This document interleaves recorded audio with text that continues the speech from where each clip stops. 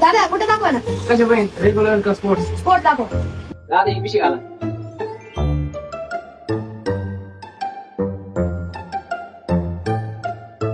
अरे कुठे आहे दादा तुमचा? क्वालिटी भरपूर वाटते.